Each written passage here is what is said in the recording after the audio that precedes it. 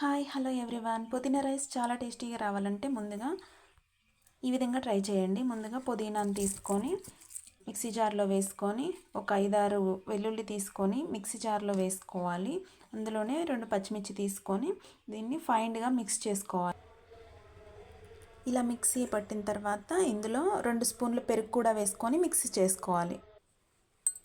చూసారు కదా, పెరుగు వేసి మిక్స్ చేయడం వల్ల బిర్యానీ టేస్ట్ వస్తుందన్నమాట. స్టవ్ మీద ఒక ప్యాన్ పెట్టుకొని ఎండుమిర్చి వేసి అందులోనే తాలింపు గింజలు సరిపోను వేసి అండ్ పసుపు కూడా వేసి ఇందులోనే కరివేపాకు కూడా వేసి ఇవి వేగిన తర్వాత ఇందులోనే పల్లీలను వేసి కలుపుకోవాలి. ఇందులోనే మనం మిక్సీ పట్టుకున్న మిశ్రమాన్ని కూడా వేసి కలుపుకోవాలి. ఇందులో తగినంత ఉప్పు, కారం, లైట్గా మసాలా ఇలా కలిపేసుకున్న తర్వాత రైస్ని వేసుకోవడమే. అంతే, జ్యూసీగా ఉండే పుదీనా రైస్ రెడీ.